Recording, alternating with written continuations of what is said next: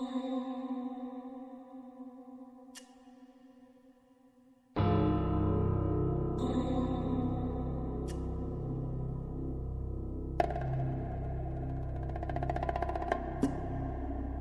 begin to daydream. None of a dream that will be, but one that might be. Daydreams are nothing more than a fantasy. The difference between a daydreamer and a visionary is one ponders on ideas, while the other follows his ambition to force an idea into motion. No hurdle is too insignificant, and a notion becomes a reality. That feeling, that sense of when the concept transcends its infancy stages. The importance of understanding the significance of ink touching the paper. Clues become pillars of an idea, having of which exceed not only the expectations, but even the inception of one man's vision. Take the example of Mr. Alex Seropian. A dream would transform into a vision, one driven by ambition, an epic to be elaborated upon. A narrative facing dilemma well after bidding farewell to its original forerunner. Outlasting parent companies, over ambition, as well as deceitful deals. This isn't a new tale. It's told in many ways. It has refinements. Watch how the myth of the independence for creative freedom becomes the legend of Bungie.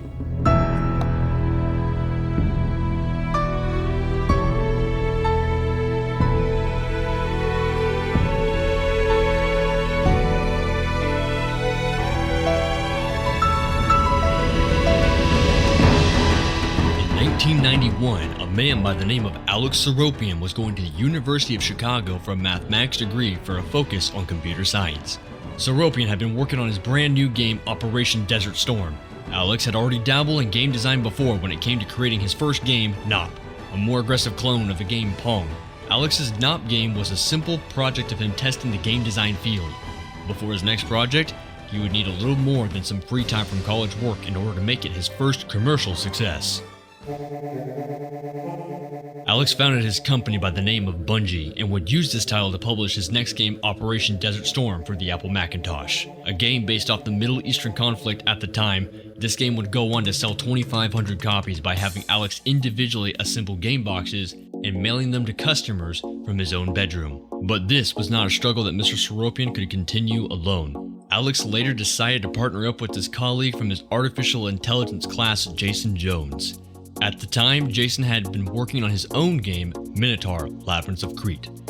Alex would begin by helping Jason with this game, and they would together publish it under the Bungie banner in 1992. And with their success, this would mark the beginning of a new company that would change the world.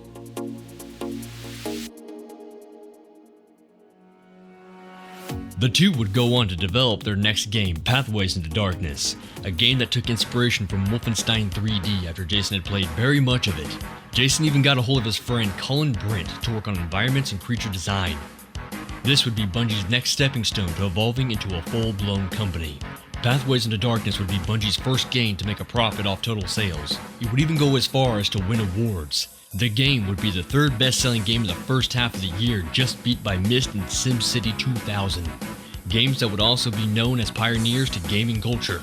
Bungie's new game was estimated to bring in 7-digit figures and would bring what was at the time a few guys working in a room together into their first brand new office on the second floor of a building in Chicago. They could create whatever they wanted without corporate overlords telling them otherwise. A sense of culture Bungie had developed similar to a pirate crew. They continued making more games like the Marathon Trilogy that would see the games released in 1994, 1995, and 1996 respectively. This would be Bungie's first game to add verticality as well as more story. But the company would begin to see the harsh realities of being a new company in a big world with their next project, Myth. It was a top-down strategy game that made players command troops through the battlefield. In the early 90s, the idea was already popular with other similar titles like the Civilization series, Warcraft 1 and 2, the Command & Conquer series, and so on and so forth. But Bungie decided to throw their hat in the ring with something a little different. A strategy game without the micromanagement, no resource gathering, no base building, just commanding troops throughout the battlefield. An idea so simple it was doomed to fail, and yet it worked. Bungie had done it again with innovations across the whole game. They hired Martin O'Donnell to work on sound design, but Marty went out to create an entire soundtrack for the game as well. the game was released for the PC and Macintosh in 1997 to stellar reviews. This would become obvious for Bungie to create a sequel to the game, in which Myth 2 Soulblighter comes in, a sequel that improves upon all aspects of its predecessor: more detailed graphics, enhanced sound effects, varied gameplay, better AI, intricate level design, and a more user-friendly interface. But these would not come without their own issues, and this would be in the form of time. The game was originally to be released on November 1st of 1998, but the deadline was missed due to Bungie's small window of time they had to work on the game. By November 13th, Bungie was still writing code for the game. The team was wanting to get the game out before Christmas, but ultimately decided it was no longer feasible. Bungie decided to push back the deadline to help with development. So on December 28th, 1998, Myth 2 was finally on its way to store shelves, but even with the extension, Bungie's lack of time would lead to dire consequences. After copies of the game were shipped to stores, it had been discovered by the Japanese translation team that a major bug with the installer would uninstall everything on a user's hard drive. With copies now being sold soon, Bungie had to act fast. This left the company with two options: quietly patching the game via their website, which was not known by everyone buying the game, or they could make the decision to recall every copy of the game, and they chose the latter. Actions would have to be put into effect immediately to address the problem. Employees began many calls in order to halt the production of any copies of the game in the Bungie Atlanta factory. Bungie would also recall the game before hitting store shelves. As the Mac Observer had put it, Bungie was apparently able to recall the game before hitting any store shelves, as every retailer we checked did not have it. None of them were aware of the recall either. At this point, each copy of the game was sent back to Bungie for immediate disc dismantle, followed by replacing the discs, repackaging, and sending them back for distribution. After the matter, Jason had elaborated that they couldn't do the first option with the patch because of the few people who wouldn't have installed the patch and suffered the problem. That would have bothered Bungie for the rest of their lives. In the end, Bungie had recalled roughly 200,000 copies of the game, costing the company approximately $800,000. By December 30th, 2 days after the incident began, version 1.1 of the game that contained the patch was on its way to store shelves once again after Bungie had paid the ultimate price.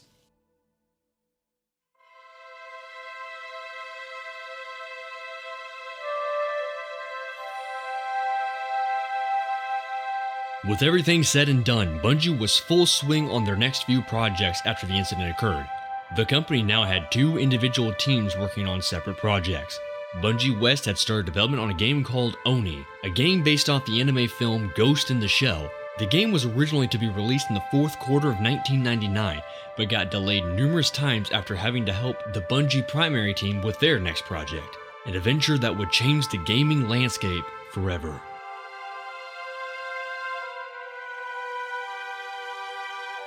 Development for this new game commenced in 1997 before the release of Myth 2 and was a strategy game just like it, but with a militaristic look instead. The game was codenamed Monkey Nuts, which would later be called Blam after Jason realized he couldn't even bring himself to tell the name of the game to his own mother. Much of the team found the game to be dull and generic until one day an employee wondered, what if we took control of the character? And that is when the game now came together as a third-person shooter instead. January 1999. According to Martin O'Donnell in an IGN interview, the Bungie building in Chicago had allegedly burned down, making employees have to move locations. In the midst of that, Bungie had been invited to show a demo of their brand new game at the Macworld Expo. The company went to a frenzy trying to put together a demo of their brand new project for the presentation in New York on the next day. Bungie needed sound for the demo that they had. Martin O'Donnell suggested putting together a music piece for the demo. Joseph Staten, head of story at the time, told Marty they needed something ancient, mysterious, and epic. Because the office had burned down at the time, Marty went to Michael Salvatore's basement to write the music instead. But it was in his car on the way to Michael's house is when he really created the design for the Halo theme, inspired by the Beatles song called Yesterday. All my troubles seem so far away.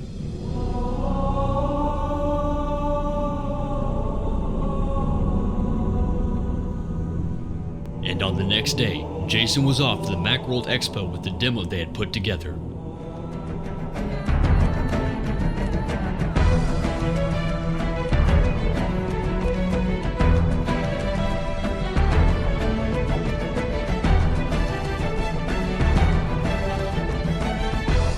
For the very first time, the world had seen Halo, Bungie's next big thing. Reception was highly positive, but the game was still trying to find a look for itself. That would come in the form of E3 2000, when the game was shown off to the world again, but with a fresh coat of paint. The game looked ambitious, almost too much so, which would quickly become apparent. Bungie had informed Ed Freeze, head of Microsoft Game Studios at the time, that they were in financial trouble with the latest project. This was likely due to the incident Bungie had with Myth 2. The opportunity was beneficial for both parties since Microsoft at the time was looking for new intellectual properties for their new console, the Xbox. Ed had heard of Bungie because of their previous work and was interested in the team even without knowing that they already had a project in the works. So, on June 19, 2000, Microsoft announces their acquisition of Bungie. This had made many changes. Although Microsoft had no intentions with interfering in the work of Bungie, they needed to move to a new studio in Seattle. The crew was restless at first with the new corporate appearance. But one of the biggest changes was the fact that Bungie was now designing the game for a console, using a controller instead of the Mac. At this time, Bungie had decided to pivot their game to a first-person shooter. Many games at the time were a lot like GoldenEye from the Nintendo 64, yet Bungie designed their game unlike the norm, similar to what they did with Myth by thinking outside of the box. As Jamie Greamser puts it, in Halo 1, there was maybe 30 seconds of fun that happened over and over and over and over again. So if you can get 30 seconds of fun, you can pretty much stretch that out to be an entire game. This led to a game with a diverse sandbox. The players left with many weapons and opportunities at their disposal during each encounter found throughout the game, even active camos and overshields that could be found on the ground. These overshields would layer on top of Bungie's other non-traditional health system. Halo not only had health, but shields as well to help the player feel like an unstoppable force and encourage the player to push forward into fights.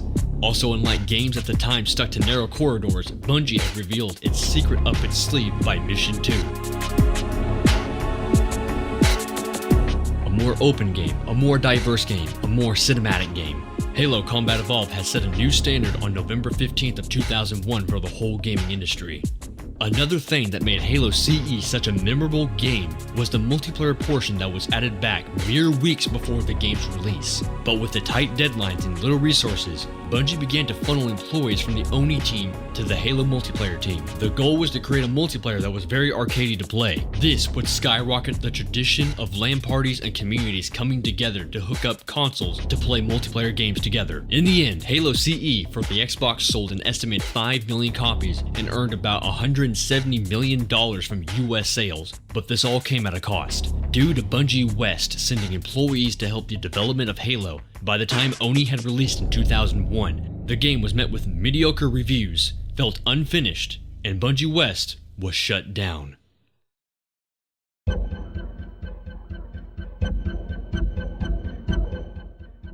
With the success of Halo, a sequel was expected by the fans, Microsoft, and Bungie included.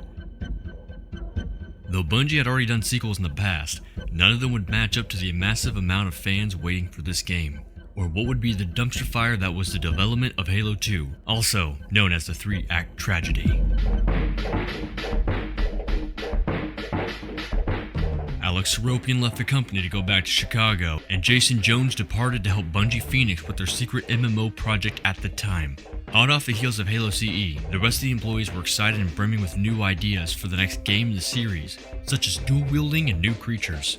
The team worked to improve the engine while trying new concepts for the game, but Bungie's next goal was clear: E3 2003. The whole team began working on the demo, cramming as much new stuff as they could inside of it while keeping the demo at a playable frame rate. Many overnights later, and the build was completed and ready to show at E3. Bungie had pulled off another incredible showcase and was ready for the next part of the process. But before too much work would be carried out, Bungie decided to participate in their own summer games, celebrating all of their hard work. A tradition that had become common for Bungie to do, a staple of something that employees needed, as it would be one of the few times that they would be able to enjoy the sun for the next coming months.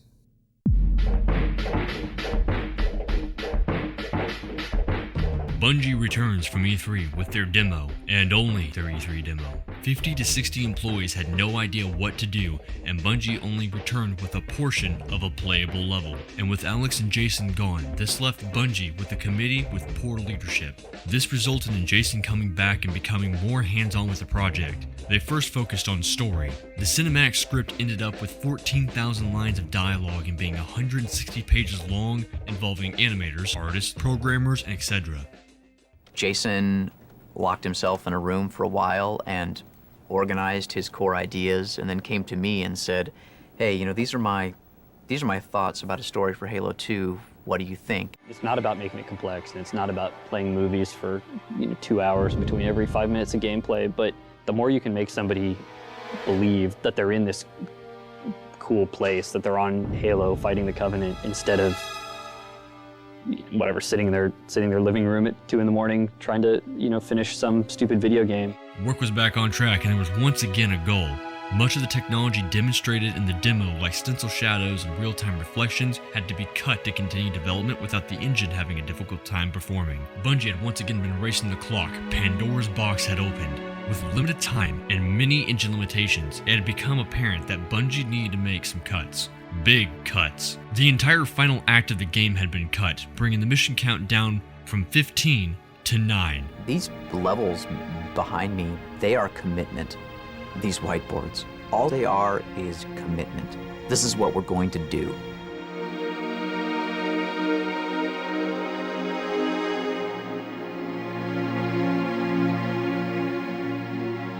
The time for constructive feedback is done, and it's time to work. Development had become tough, and anything found on the bottom of the priority list was cut. Even stuff set in stone would be found scrapped. Anything being worked on by any developer could have been completely cut at any time. We have the whole climax of the game planned out on Earth, and we're not doing it, and that sucks. The devil himself stood up and told us we were never going to ship it, and rammed his pitchfork up our asses.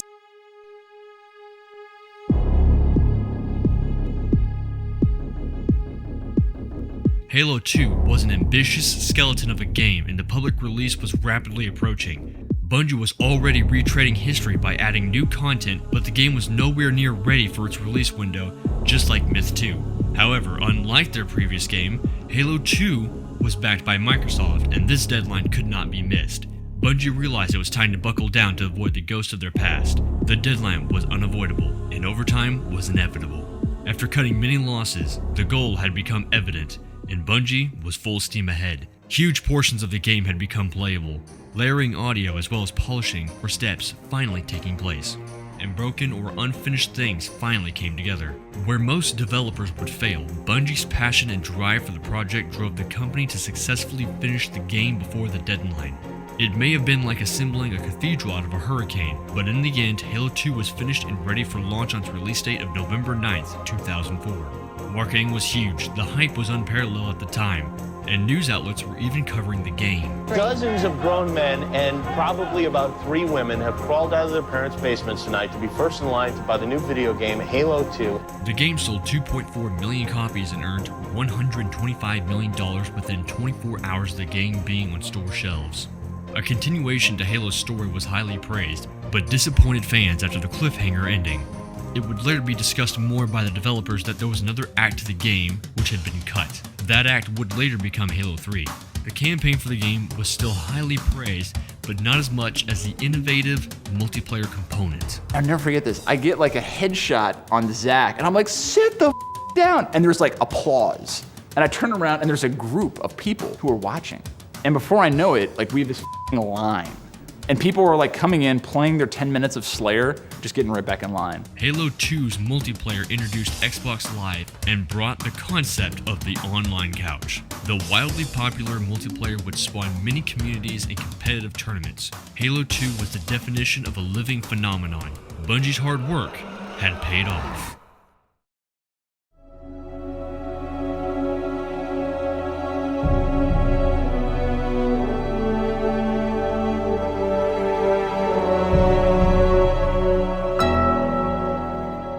Bungie had barely made it across the finish line with Halo 2, but the future was looking bright for their next project. Work on Halo 3 started almost immediately, but now with the next generation of hardware, the Xbox 360.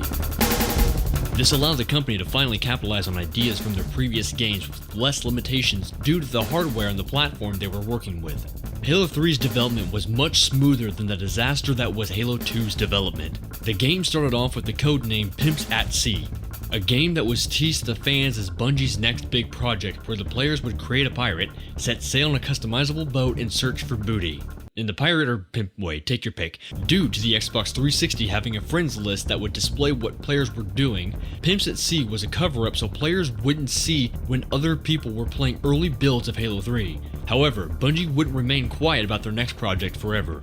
At E3 2006, Bungie for the first time would reveal Halo 3 to the world with a real-time cinematic.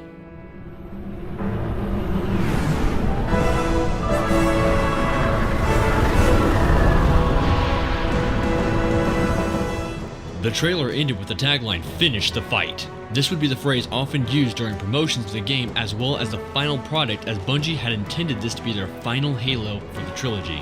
Halo 3 had its fair shares of development issues, but it was a joyride compared to Halo 2.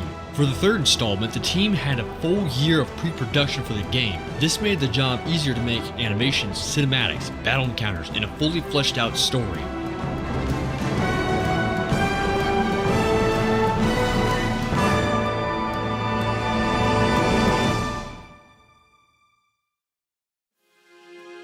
We went through a full year of pre-production on this project. The story is one of the first things we sit down and talk about when we go to create a game. With being 2 games in, the Halo universe was established, which made it easier to dive deeper into the narrative of the story, such as having a more emotional story without taking too much away from the gameplay. Mostly. New functions were also added to the game, such as the map editor called Forge, or the theater mode that allowed players to re-watch matches or levels played prior. Halo 3 at this point was shaping up to be a big hit, but before the launch of the game, many leaks had surfaced onto the internet during the final stages of Halo 3's development. For example, there was the Epsilon build of the game, which was the build right before the game went gold, 100% ready for launch. This build of the game was given to a select few players for testing of the game after Halo 3 had its public beta. Some players decided to leak the footage of the Epsilon build of the game, which resulted in their accounts being banned until the year 9999. Another example would be eBay and the UK retailer Argos accidentally selling copies early, which would result in the game's ending being spoiled online. But through all of this, Halo 3 would still become a massive success. Within the first 24 hours of the game's release, the game had sold $170 million worth of the game. Halo 3 would later go on to sell 14.5 million copies by 2012. Bungie, for the second time, had sold an entire console with a new game that had developed. Granted, this time it had a sequel to their prior games, but the achievement was still no small feat. Bungie had done well, and at the heart of it, they were still a small yet ambitious team that wanted to create many different games. At this point, they were ready for their next big project, but not without their fair share of strings attached.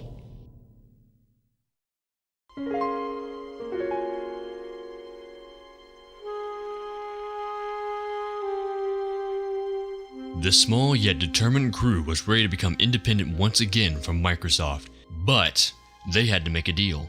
Bungie would have to make 2 more Halo games and leave the rights to the series to Microsoft. For Bungie, it was like giving up their child, but they were ready to evolve and move on. At the time, Bungie was back to work with 3 separate projects in the works, 2 Halo games, and the third being a secret undercover project unbeknownst to anyone. With Bungie's independence, the studio grew from 120 employees to 165. This would require a new studio for the team, which they would find in an old theater in Bellevue, Washington. Bungie started off with a game in the works with Peter Jackson.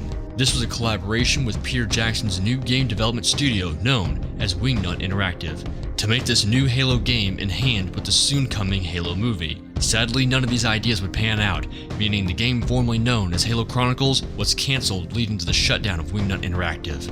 Bungie now had less time to work on the game that needed released, a fairly familiar situation at this point. During the whole fiasco, Bungie was in works for their next big game, Halo Reach, but were still in need of a second game due to the failure of Halo Chronicles. Harold had promised Microsoft we had 2 more Halo games, and Reach was only one of them. What can we do in 1 year with the engine we've already built, not a whole lot of engineers, just a handful of artists? What can we do in a year to get a game out the door? Harold looked at us and said, make it happen. That game would be Halo 3 Recon. Bungie created a smaller team to take the Halo 3 engine and create a brand new project with the limited time they had. The idea of the game was similar to what the concept was for the previously worked on Halo Chronicles. The player would take the form as a Marine, going through a darker and moodier environment. This would give the player the impression that they were not a super soldier like in previous Halo games. The concept of the game started off as an expansion, but as the concept grew in scope, it would later become its own game. The game would be first revealed at the Tokyo Game Show in October 9th of 2008, where they used a pre-rendered trailer to show off the game. This was the first time Bungie had used a pre-rendered trailer for one of their projects, giving the idea that there was already something wrong with the project. At this point, the game had become fully realized, not just as a concept, but also in terms of its release. By E3 2009, when the game was shown off again, the game was renamed as Halo 3 ODST and stated at a $60 price tag as a full released game. When the game was released on September 22nd of 2009, the game received moderately high reviews. However, many were disappointed such a smaller project compared to Bungie's other juggernauts was also priced at $60. The game looked identical to Halo 3, was argued to have a shorter lifespan, and used the same Halo 3 multiplayer. This was technically a smart move by Bungie to not cut down on the population of the multiplayer and allowed them to add more to it. Overall, ODST was considered a positive experience by bringing a new perspective to the series, having a brand new firefight mode, and having new challenges to chase such as the Vidmaster challenges that spanned across Halo 3 and Halo 3 ODST. But the biggest surprise is what lay beyond in the future for the franchise, something everyone with a copy of ODST had the key to.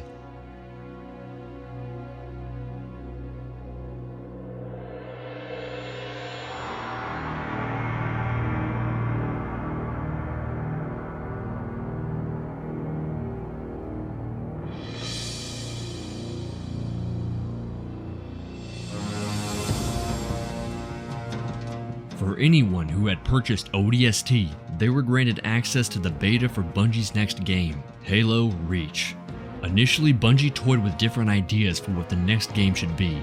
One suggestion was a sequel to Halo 3, but Bungie ended up going with the prequel that would take place before the entire series. Because of the prequel setting, the developers had more creative freedom with how they wanted to develop the game, without the strict guidelines that the prior games had set story-wise. One of these elements was bringing back the darker side of the enemy faction known as the Covenant.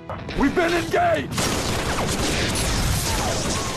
A race that was fought all throughout the franchise. One problem that Bungie faced was with their engine. Their engine was nearing a decade old at this point. The same engine was created for Halo CE and was becoming difficult for the developers to utilize to its max abilities. After working on Halo Reach for a couple of months by reusing Halo 3 assets, the developers decided it would be best to start from scratch. This gave the ability for more polygons to use, seamless motion capture, and an overall easier work for the developers. At E3 2009, the same E3 that announced ODST also showed off Halo Reach for the first time, and on May 3rd of 2010, the public beta for the game had opened up for the fans.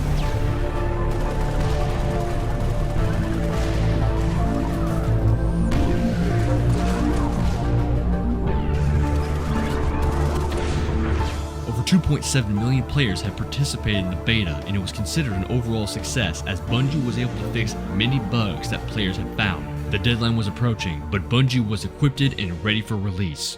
The company had spent $6.5 million on marketing for this game. It was Bungie's final Halo, and they wanted it to sell big, and it did. On September 14th of 2010, Halo Reach released to selling $200 million worth of copies. The game had many sweeping innovations and released to many 10 out of 10s, a brand new storytelling experience, a different Halo multiplayer with new abilities, items, and modes to try, firefight, a theater mode, and an improved Forge mode that allowed the creation process of brand new maps, more so than the one from Halo 3. This was another huge success for Bungie, and with another one in Bungie's belt, Bungie farewelled to Microsoft and was ready for their next big project, Bungie's first venture after Microsoft.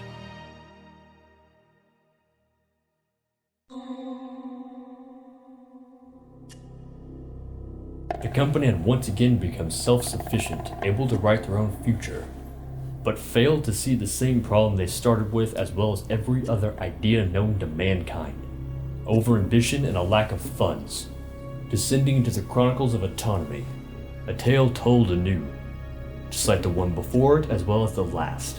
Bungie's new approach, although not determined by a suit in a higher-up position, would now deal with a more venomous handshake. Stories tell of a golden age long ago, when our civilization spanned the system. It was a bright and hopeful time, but it didn't last. Bungie's next project was something they had started work on back when they first became independent in 2008, a year after Halo 3's release. But Bungie's next game needed a better engine to work on.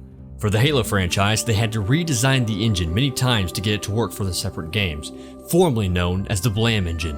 But for what was next, they needed to evolve the engine.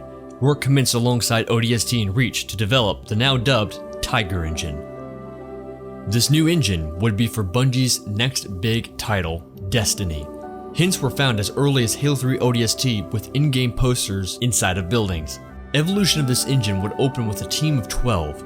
By changing the engine, the company was creating a new foundation for the team to work on for future titles to come. After Halo Reach's second DLC in 2011, the work size would grow to 145 development members. This would increase engine management to have it ready for full production by 2012. By this point, full proof of concepts were being ran. Destiny as a game was officially underway with everyone ready in the studio. Level design, animations, gameplay structure all began, and mission tools were finally functional for the developers. Later that year, the game engine would start working within servers on PlayStation and Xbox, meaning the game was not far from its final form. Bungie had evolved an engine to be ready for any new console generation or upgrades for many years to come. But one key flaw would become apparent for the developers: speed. Making rapid changes to the engine would be difficult. Although the new engine had many new upgrades, speed would greatly hinder Bungie in the future. Okay, biggest news of the day right here. Leaked materials provided to IGN by a reader have revealed the first story details and concept art. I'm about to show you three Bungie's gorgeous follow-up new to the pieces Halo of franchise. Destiny concept art Bungie has from released Game to Informer IGN Magazine's information April edition. In November of 2012, concept art and plot elements of Destiny had leaked for the first time on the internet. Destiny was now in the public eye. Bungie's response? A single piece of concept art. Destiny's official reveal would be in February of 2013, with a small reveal trailer introduced by none other than co-founder Jason Jones. It was around this time Bungie announced their partnership with Activision to develop the new Destiny IP for the next 10 years. This would be an interesting proposition to most, as Bungie had started work with a considerably greedy partner. The two clearly had different ideologies for the new IP, but the question would linger: which partner would overpower the other the most? Destiny would be later showcased at E3 for the first time by Jason Jones and Joseph Staten once again. They played the game just like Halo 2 and ODST. Everything seemed alright until the first sign of trouble appeared. The game had been delayed till the following year, but even worse was by September 24th, 2013. Bungie had announced on their website the departure of Joseph Staten. The lead writer of Bungie since the early days had bid farewell to tackle new creative challenges midway through development. In the gaming industry, phrases like this are, although not always, but commonly to sugarcoat messy departures. Nothing was certain of the situation, but fans still had high hopes for the game as Bungie had messy developments in the past. That was until Martin O'Donnell was fired from the company on April 11th of 2014. The music composer that made Bungie's most iconic soundtracks and had a big say on gameplay and story from time to time. Marty's belief on his termination came from what he thought was Activision rotting Bungie's more collegial culture. The mentality that it was all a pirate crew that stuck it to the big corporate man. People weren't for certain what was going on with Destiny at the time, But when the game released on September 9th of 2014, not many questions were answered either. According to Bungie's contract with Activision, they would have received $2.5 million if they received a Metacritic score of 90. Destiny would earn a 75 on Metacritic. Many praised its gunplay, but stressed about its lack of content. Everyone could tell at some point in time something went wrong in development, and it might have. An article would later be published in 2015 talking about the alleged messy development of Destiny in its last years building up to release. Messy development or not, Destiny was in a state that needed to be addressed, or so began the journey of Bungie and the community. Destiny was a new experience for Bungie.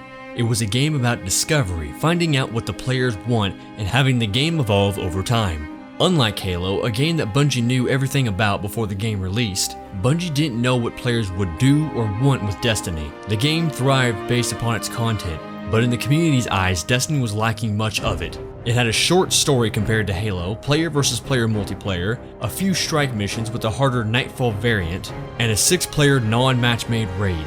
The core of Destiny was a game built for a community to continue and thrive through gameplay. However, if the community is upset with the product, things must change to what the community wants. Most of the PvE experiences within the game complemented the gunplay but lacked an other purpose. The PvP experience was also difficult for Bungie to manage because of all the different weapons and class abilities they had to tune for it, unlike Halo with a more small and well-rounded sandbox. More content and updates would come in the form of 2 small-sized expansions released in December and May respectively. These added new raids, locations, a new PvE mode, and other minor tweaks to the game. But the updates came out at such a slow rate due to Bungie's engine limitations, this would make the community grow restless. It's been a long 127 days since patch 1.1.1, the last weapon balance patch, and 213 days since the last exotic weapon tuning patch. At the time, much of the community was at odds with the pricing of the expansions as well. This would end up splitting up the population in PvP activities if the players did not buy the expansions and couldn't access the newer maps. Players largely blamed Activision for the pricing model of the game, and this would continue to keep newer players from joining the experience. This ever-evolving game was unbalanced and the community wouldn't receive a major fix until September 15th in the form of a new major expansion called The Taken King. With the new expansion, many of the problems in Destiny prior were addressed to an extent. A new raid was added, a new quest system, time-gated content to extend the longevity of the game, a longer, more in-depth story, 1 new subclass for all 3 classes, and a new enemy faction to fight. However, this DLC was not included in Destiny Season Pass, and the money demands were becoming much for the players to continue the journey. Around this time, Bungie and Activision were in talks to have no expansions in December and May, but add microtransactions instead so they could stick with major expansions throughout the year. And Bungie would now focus on less content to split the community, but bigger content to play while charging less to fans, and that would become a beast of its own. By December, players were already getting bored with no new content, but just smaller events that brought considerably low content to the table. This would go until the April update, which added a lot of new revamped content to the game, new gear to chase at higher levels, and along with much needed quality of life changes to the game. The update was small, but would be significant for players as it showed that Bungie was learning how to manage content at a more consistent flow. It wasn't much, but it held the players until the Rise of Iron expansion in September. Destiny 2 had been delayed by a year, and in its place was a new expansion for Destiny. Rise of Iron was Destiny's final expansion and added much new content to the table like Taken King.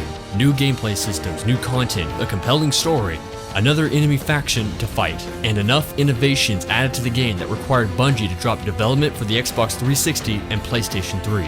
Rise of Iron received high praise like The Taken King, and would also be praised for maintaining the audience by adding events throughout the year to keep fans enthralled. Players were now set until Destiny 2's reveal May 18th.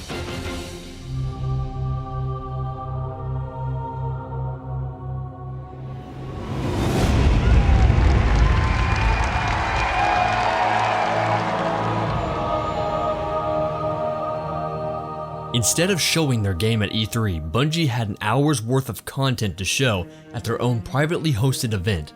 Bungie showed off Destiny 2 for the first time and promised many new changes in content for the fans. Destiny 2 would also be coming to PC, something Bungie hadn't done with their games since Halo 2 back in 2004. After much waiting, Destiny 2 released on September 6th for consoles and October 24th for the PC. The game was highly praised for its more compelling story, improved mechanics, stellar sound design, and having more content than the prior game did on launch. That was for the first month and a half. The game had a lot of content, but according to fans, none of it was meaningful in-game content, especially to the veterans. Many of the improvements made in Destiny 1 were gone too, as if Bungie had never studied from the content added throughout Destiny's lifespan. No ornaments, triumphs, the lore that was on their website was now gone. No strike scores, no private matches, and many other complaints from players. On top of this, Bungie was back with the previous pricing model of having new paid expansions in December and later in the spring. Bungie also became victim to the internet when the sites of XP throttling were found. Complaints were at an all-time high, and they had to address the situation with a blog post simply titled, "The State of Destiny 2." Bungie addressed some of the in-game problems and from here on out would become more transparent with the community. Destiny 2's first DLC releases in December and underwhelms many players. With the discontent community on Bungie's hands, the company had to dig deeper to address the problem. They were at odds with their own community. Player reception was very negative, the game's status was at an all-time low, and like the bugged version of Myth 2, Bungie had to act fast, except now with an audience. Bungie decided to invite community members to the studio to discuss the future of the game and how they could improve their game. In the community's eyes, Bungie had seemingly did wrong and they were ready to attend that. Much discussion later, the community was finally able to talk to Bungie about the issues that plagued the game and how to address it in the future. This would come to affect Bungie's future content. May 8th rolls around and Warmind releases for Destiny 2 players, bringing much needed content to the game. The trick to the expansion was the fact that it was actually developed by Vicarious Visions, one of Activision's own studios. While Bungie was working on their next big expansion, Forsaken, a whole campaign is launched to advertise this new story-based expansion coming to Destiny that plays like a revenge story, chasing the killers of one of Destiny's most iconic characters. Forsaken releases September 4th to great praise, and thanks to the community summit and Bungie doubling down on what players wanted, Forsaken brought much needed quality of life changes to the game and content to extend the longevity of the game. And this all works well with in hand the fact that Bungie had slowly tweaked their engine to help developers push out updates faster and enhancing the game. Forsaken also included an annual pass for purchase that would add more content over the course of seasons instead of paying for expansions to split the population. And unlike their previous model, new player versus player maps would be free for everyone who had the game. The community was excited and Bungie was in a stronger state with the fans as well for the game. But not everyone was excited about the game's state. Inside of a quarterly earnings report, Activision had stated that Forsaken had underperformed and did not meet expectations. This would quickly make waves through the internet. This was Destiny's biggest experience and it was not satisfying. What followed from Bungie employees would cement Bungie's final stance between the publisher and the gamers.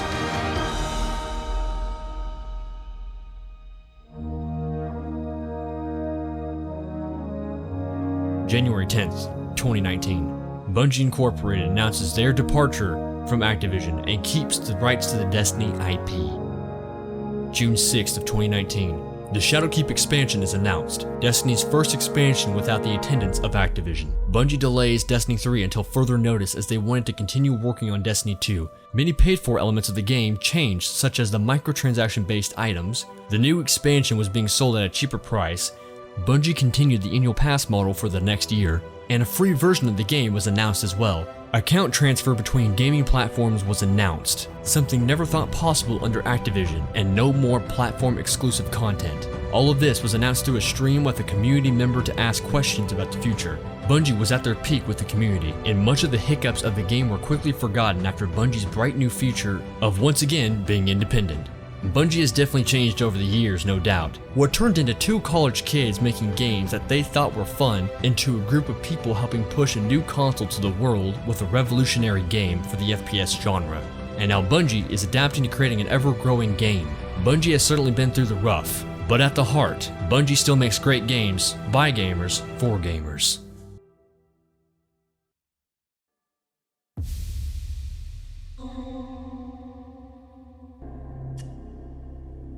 Bungie, a company that began as an idea in one man's head, became a living, breathing structure with a framework developed from its own culture, built upon the premise of bringing new worlds to life. Any ideology that fights for its creative freedom will continue to do so decades later, if not already achieved.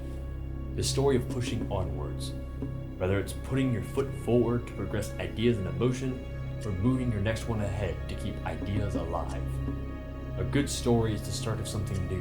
A great story is the progression of what was new. Case in point Bungie. A tale to be filed under L for legend.